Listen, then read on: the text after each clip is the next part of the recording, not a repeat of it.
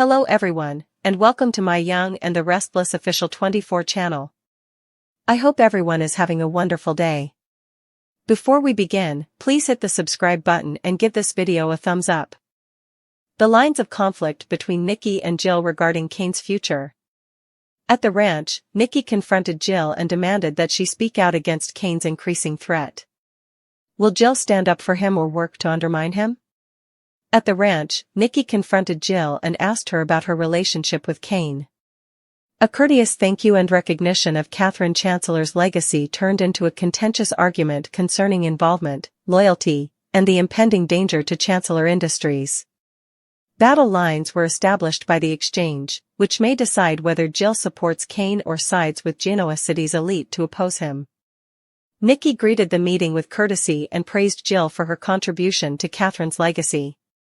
However, when Nikki accused Jill of concealing Kane's covert life as Dumas, the atmosphere changed.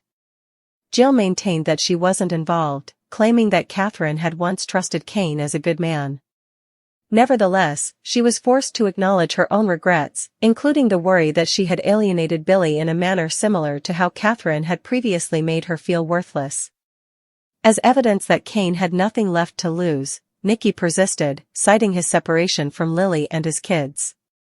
It makes him dangerous, she said. Kane is emotionally conflicted and not heartless, Jill retorted, but their tension only increased. The dispute cut to the core of the Newman, Abbott, and Chancellor era. Those left behind are still divided by Chancellor's faith in Kane, and Nikki presented Jill's quiet as treachery. The inheritance is more complex for Jill because her own broken family history, her allegiance to Catherine, and her loyalty to Kane are all colliding at the same time. There is little doubt about the stakes. If Kane takes Chancellor for himself, it will have repercussions throughout Genoa City. That result is unacceptable to Nikki, and Jill might soon have to choose between supporting Kane or ending their relationship entirely. "You have to stop him," was all Jill could hear Nikki say. The next stage of the conflict over Chancellor will be determined by Jill's decision to support Kane or stand against him. She might be put up against the Abbotts, the Newmans, and even her own son if she sided with Kane. She might lose one of her last connections to Catherine's business plan if she opposes him. As of right now, Jill is at the fault line, and the only thing that is definite is that Chancellor's future is in jeopardy. At the Newman ranch, the tension that had been simmering beneath polite gestures finally erupted into a fiery confrontation between Nikki Newman and Jill Abbott, two matriarchs whose long histories of rivalry, uneasy alliance, and shared grief had always found a way to resurface when the stakes were highest, and this time, the future of Kane Ashby and Chancellor Industries was at the very center of the storm. Nikki had requested the meeting under the guise of civility, arriving with words of courtesy, an acknowledgement of Jill's role in upholding Chancellor's legacy, and an almost diplomatic tone, but Jill, ever the seasoned warrior, as weathered by scandal, betrayal, and business wars as Nikki herself, knew well enough that compliments from Nikki were rarely offered without a pointed edge, and as soon as the pleasantries were exchanged, Nikki pivoted, her voice sharp as glass as she accused Jill of downplaying Kane's recent maneuvers, his shadowy dealings as the enigmatic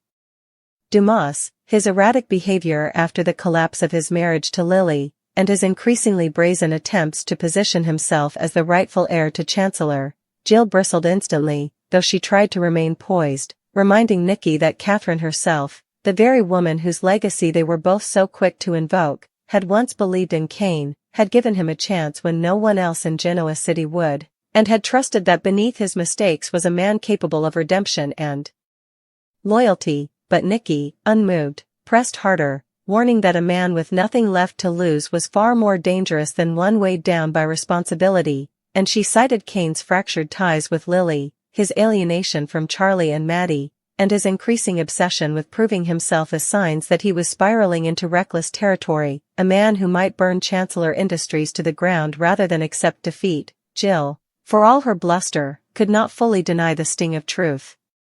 In Nikki's words, because she had seen the cracks in Kane's facade herself, the haunted look in his eyes when he thought no one was watching, the desperate edge of a man grasping at legacy not only to honor Catherine but also to justify his own existence, and while she defended him, arguing that Kane was conflicted, not heartless, driven by wounds and not pure malice. Her own doubts surfaced in the form of quiet regrets, chief among them her fear that she had alienated Billy in her relentless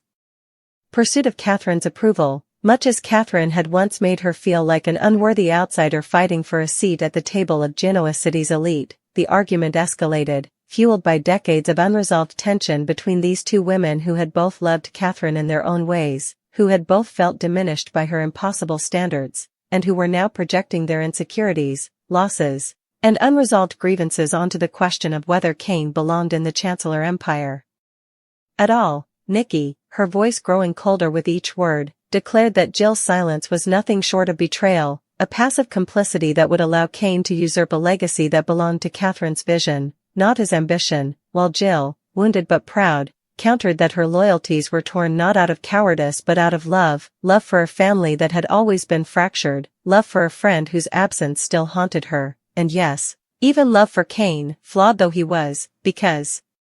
in him she saw shades of her own struggle for legitimacy, the same desperate hunger to be acknowledged, to be chosen, to matter. The fight grew personal when Nikki, with unflinching directness, suggested that Jill's defense of Cain was nothing more than a refusal to admit that she had lost her grip on Chancellor, that she was clinging to the last vestiges of relevance through him, while Jill fired back that Nikki's campaign against Cain was less about Chancellor's well-being and more about Nikki's long-standing disdain for outsiders who dared to threaten the Newman Abbott stronghold over Genoa City's power structure, and at that moment, battle lines were drawn not just over business but over legacy, family, and survival. Jill could hear Catherine's voice echoing in her mind, a mix of wisdom and admonishment, reminding her that the choices she made now would shape not only her own place in Chancellor's history but also the very soul of the company, and as Nikki's words, "You have to stop him," rang out like a final demand.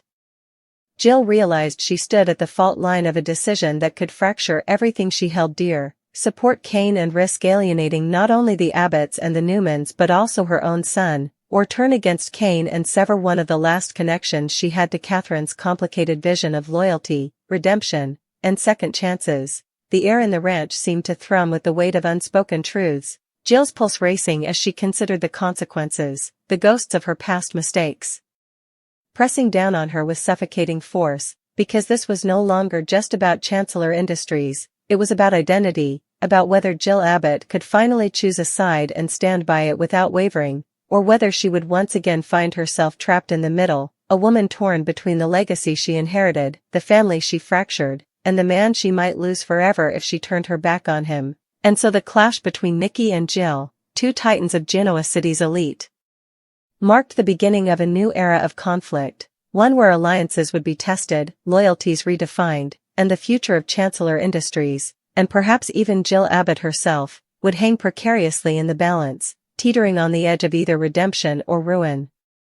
The fallout from the tense confrontation at the Newman ranch lingered long after Nikki stormed out, her parting words echoing in Jill's mind like a curse, a warning, and a challenge all at once: "You have to stop him." And Jill, left alone in the cavernous ranch living room, felt the ghosts of her choices pressing heavily on her, Catherine Chancellor's portrait staring down at her as if to demand that she rise to the occasion. But rising was never simple when the battleground was not just a company but a legacy, a family, and a tangled web of old wounds. By the time Jill returned to the Chancellor mansion, her resolve was already fraying, because in the silence of the grand estate, she could almost hear Cain's voice in the walls, his declarations that he deserved his place at the helm, that he had earned the right to lead by enduring humiliation, heartbreak, and betrayal, and though she wanted to believe him, wanted to convince herself that Cain could be the man Catherine believed he might become, the memory of Nikki's sharp words, accusing Cain of being reckless, dangerous, and spiraling, gnawed at her. When Billy arrived later that evening, summoned by Jill's shaky voice on the phone, the argument ignited anew, but this time between mother and son, because Billy had no patience for Cain's ambitions, no tolerance for Jill's wavering loyalties, and he demanded she stop giving Cain cover, insisting that Chancellor's stability mattered more than sentimental echoes of Catherine's faith in a man who had already proven himself unworthy time and again. Jill, hurt by Billy's bluntness yet unwilling to back down, shot back that Billy's own history was hardly a glowing example of loyalty or responsibility, and if Catherine could forgive him and give him second chances, why was Cain not afforded the same mercy? But Billy, clenching his fists, argued that his sins were his own to carry and that he had no intention of letting Cain destroy the company Catherine had entrusted to their family, an argument that grew so heated it dredged up years of resentment. Jill accusing Billy of never understanding how hard it had been for her to earn Catherine's respect, Billy countering that Jill had always placed Catherine's opinion above her own son's, and both of them circling back again and again to Cain as though he were the match threatening to set fire to every fragile bridge left between them. Meanwhile, Cain himself, unaware of the full scope of the battles being waged in his name, was sitting in a dimly lit bar on the edge of town, nursing a drink and studying financial documents that revealed just how close Chancellor was to being within his grasp if he made the right move at the right time, his mind torn between the desire to reclaim dignity and the fear that Nikki's accusations, that he was reckless, unstable, and dangerous, might hold some truth, because he could feel the darkness closing in on him, the gnawing emptiness of being estranged from Lily, the ache of being a father whose children no longer sought his guidance, and the desperation to prove that he was not just a man who failed but a man who could rise from ruin. It was in this fragile state that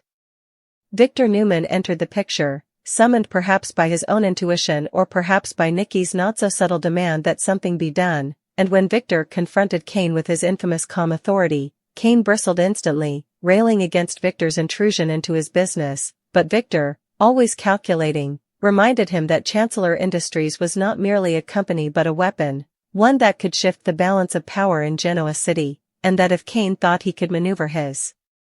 way into control without attracting Newman's scrutiny, he was sorely mistaken. Cain, his pride stung but his determination unshaken, spat back that he was tired of being treated as a pawn in other people's games, tired of being the expendable outsider, and that this time, he would not back down, not even from Victor Newman, a declaration that only deepened Victor's resolve to keep a closer eye on him, knowing that a man with nothing to lose was both dangerous and unpredictable. Back at the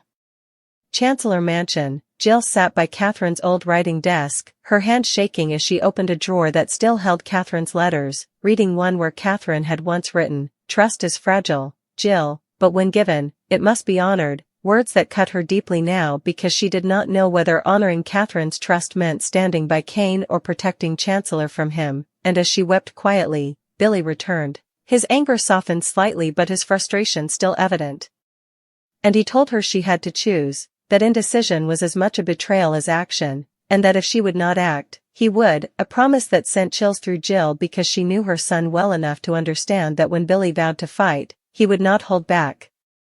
And the coming war could pit son against surrogate brother, Abbott against Ashby, Newman against Chancellor, until the entire foundation of Catherine's legacy cracked under the strain. Nikki, meanwhile, confided in Victor about the confrontation, admitting that she feared Jill would falter and that Cain would exploit her loyalty until Chancellor slipped entirely into his hands, and Victor, though outwardly stoic, inwardly calculated how he might turn the impending chaos to his own advantage.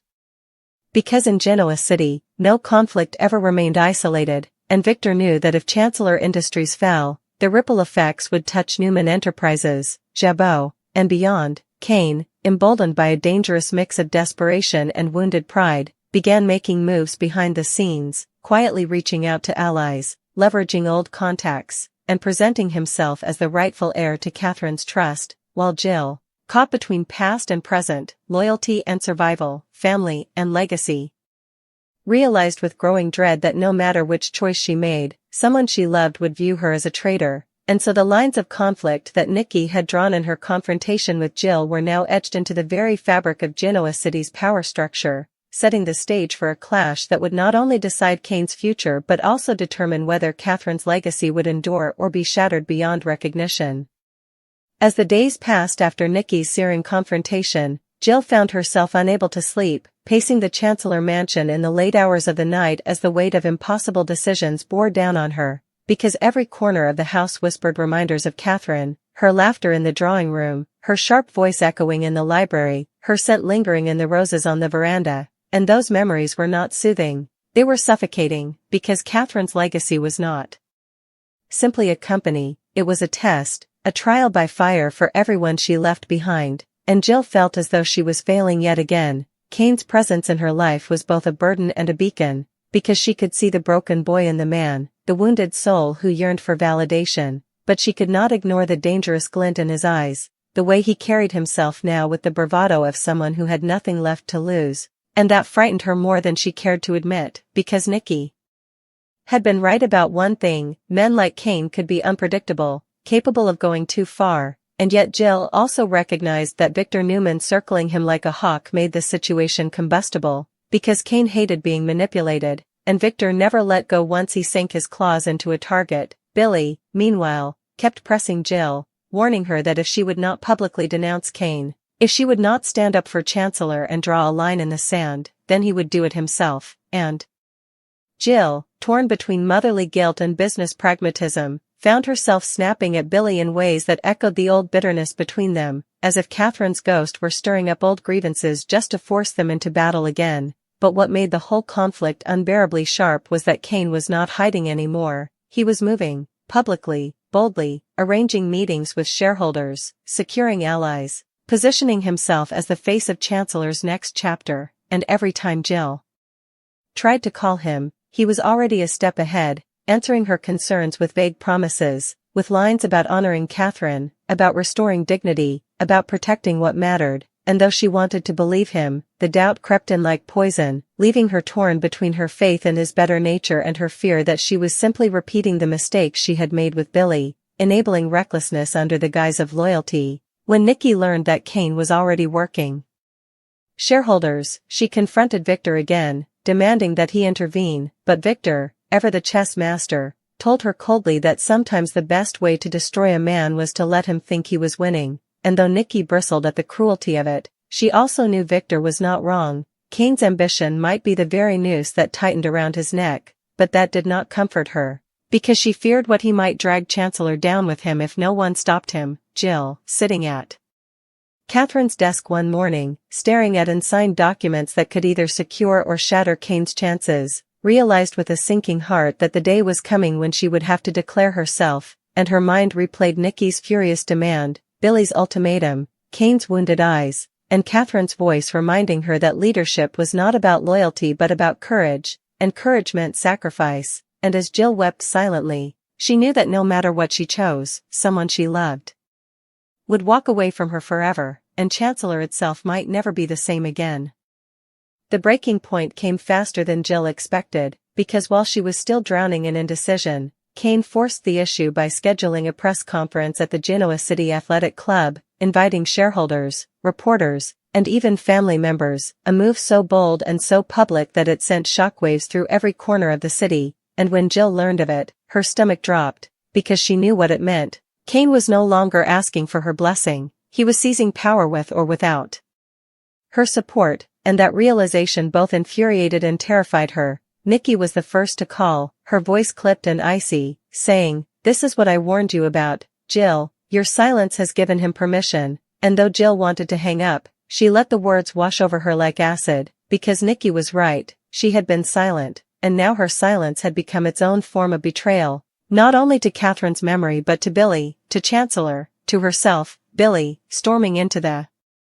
Chancellor mansion shortly after, was livid, pacing like a caged animal, demanding that Jill come with him and publicly denounce Kane before the press conference, and when Jill hesitated, his face crumpled with the same hurt she had seen in him as a boy, the same sense of abandonment that had plagued their relationship for decades, and it nearly broke her, but Kane's voice was already in her head, too, pleading in that wounded tone that only he could summon, reminding her that Catherine had once believed in him, that he had the strength to prove everyone wrong, that he wasn't a monster but a man clawing for redemption, and caught between her son and her surrogate son, Jill felt as though she was being pulled apart at the seams. Meanwhile, Victor, having heard about the press conference from his network of informants, watched with the cool detachment of a man observing a chessboard, already calculating how he could leverage Kane's desperation into a strategic advantage for Newman Enterprises. Though even Victor could see that Kane's recklessness carried the potential to scorch everyone involved, a dangerous fire that might spiral beyond anyone's control. Nikki, more emotional, arrived at the mansion in person, confronting Jill again, her eyes blazing with the righteous fury of someone who had lost too much already and refused to stand by while another empire collapsed.